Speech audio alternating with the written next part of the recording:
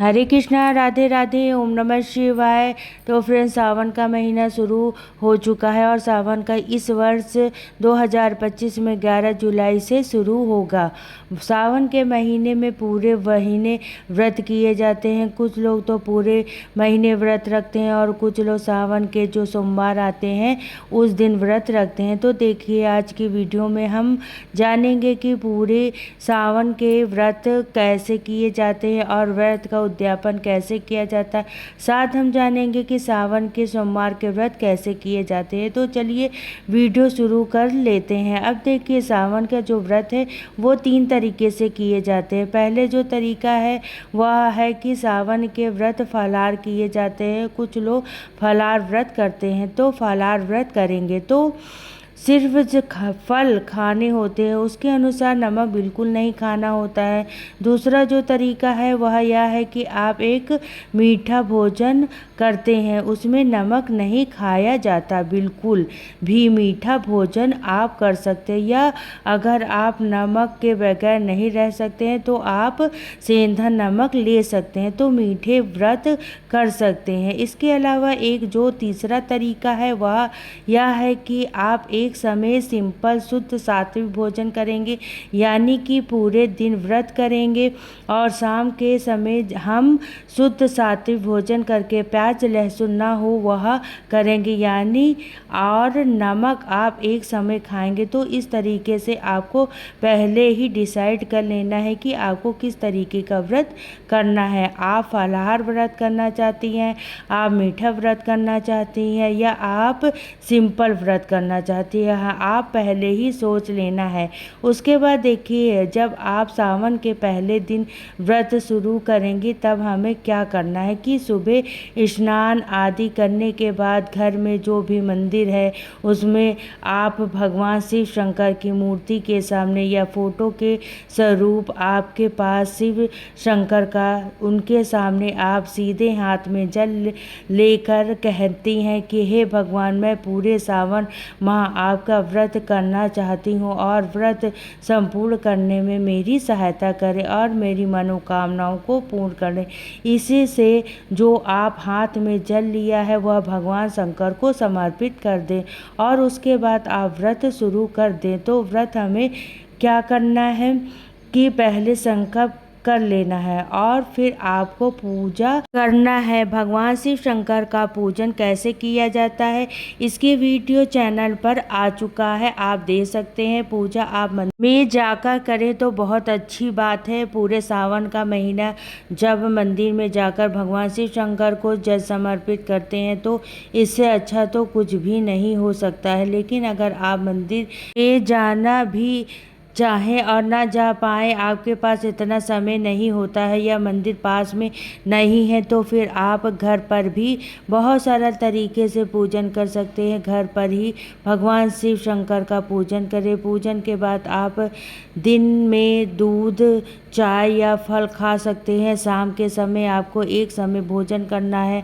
और भोजन करने से पहले भगवान शंकर का पूजन किया या दिया जलाइए, आरती करिए, पूजा करिए भगवान शिव शंकर का। उसके बाद जो भी आपने अपने लिए खाना बनाया है उनका भोग समर्पित करें और फिर आप भोजन ग्रहण करें। तो भोजन आपको क्या ग्रहण करना है वो मैंने पहले ही आपको बता दिया है कि अगर आप फलाहार करना चाहती हैं तो फिर आपको फलों का ही भोजन करना है, फल खाने हैं।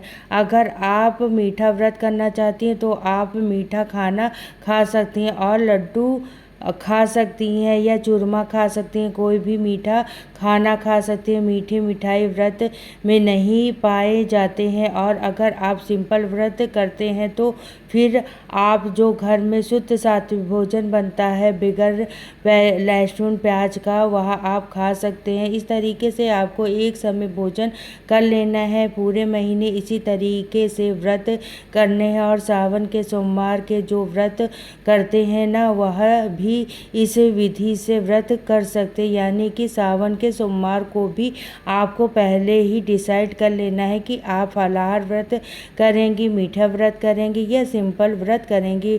उसी के हिसाब से आपको एक समय खाना खाना है। और सावन में जो आप व्रत करेंगी, तो चलिए आप सोमवार के व्रत करेंगे या पूरे सावन के व्रत करेंगी, आपको इसमें उड़द की दाल बिल्कुल भी नहीं खानी है, मूली बिल्कुल भी नहीं खाना है, और साथ में यह देखिए कढ़ी नहीं खाई जाती। आपको बिल्कुल भी सावन में कढ़ी खाना निषेध होता है। और सावन के महीने में जब कि आप भगवान शिव का पूजन करें तो बेलपत्र ज़रूर चढ़ाएं। चाहे आप एक बेलपत्र चढ़ाएं, लेकिन बेलपत्र ज़रूर चढ़ाएं, क्योंकि अगर सावन में सिर्फ एक लोटा जल और बेलपत्र भी हम चढ़ाते हैं भगवान शिव शंकर पर, तो उससे भी भगवान शिव शंकर अति प्रसन्न होते और मनोकामनाओं को शीघ्र पूर्ण करते हैं। तो भगवान शिव शंकर ना बहुत भोले होते हैं, थोड़ी सी पूजा और थोड़ी सी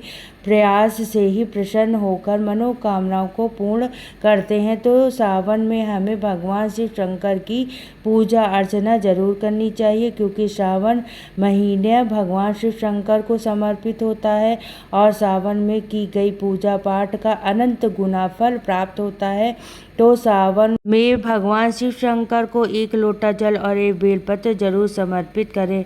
अब हम जान लेते हैं कि हमें व्रत का उद्यापन कैसे करना है, यानी सावन महीने में जो व्रत किए हैं उद्यापन कैसे होगा। तो देखिए, जब व्रत पूर्ण हो जाएंगे उसके बाद हम क्या करेंगे, आखिरी दिन सावन का जो आखिरी दिन होगा उस दिन आप पंडित और पंडितानी के जोड़े को घर पर बुलाएं। पंडितानी को बुलाकर भोजन कराएं, उसे वस्त्र दें।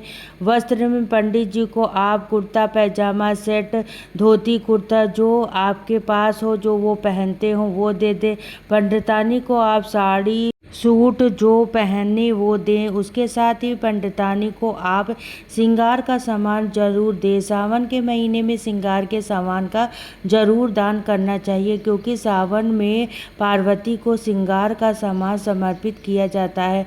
माँ पार्वती सुहाग बांटती हैं। तो देखिए, सावन के महीने में श्रृंगार का सामान जरूर से आप दान करें। उसके बाद उन्हें दक्षिणा दें और पैर में छुएं, उनका आशीर्वाद लें। इस तरह से सावन माह के जो व्रत हैं उनका उद्यापन किया जाता है। एक तो यह तरीका है, और अगर आप घर पर बुलाकर भोजन नहीं करा सकती हैं तो फिर आप भोजन की थाली ले, मतलब जो भी आप अपने भोजन बनाया है वो थाली में निकाल के पंडित पंडितानी के कपड़े ले लें और दक्षिणा ले लें। वह पंडित पंडितानी के घर पर जाकर दे सकती हैं। आप खाने का सूखा सामान भी ले जाकर दे सकती है। अगर कुंवारी लड़कियां पूरे सावन महाव्रत करती हैं तो फिर आप मंदिर जाकर भगवान शिव शंकर माता पार्वती को वस्त्र पहनाएं, भोग समर्पित करें और उसके बाद प्रसाद बांटें। इसी तरीके से कुंवारी कन्या उद्यापन करें।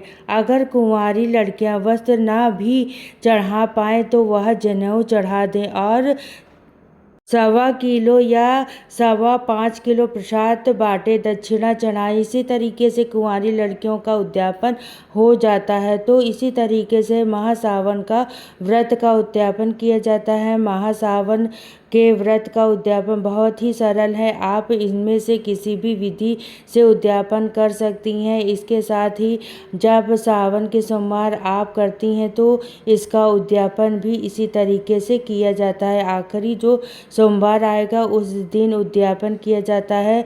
सावन में आपको दोनों समय भगवान शिव शंकर के सामने दीपदान जरूर करना है, यानी भगवान शिव शंकर सामने दिया जरूर जलाना है। आपको यह भगवान शिव शंकर का पूजन आपको जरूर करना है। तो फ्रेंड्स, सावन के व्रत बहुत ही सरल होते हैं और मनोकामनाओं को अति शीघ्र पूरा करते हैं। तो आई होप आपको ये जानकारी अच्छी लगी होगी। वीडियो पसंद आए तो लाइक शेयर कमेंट जरूर करिएगा। चैनल पर पहली बार आए हो तो सब्सक्राइब कर लीजिएगा।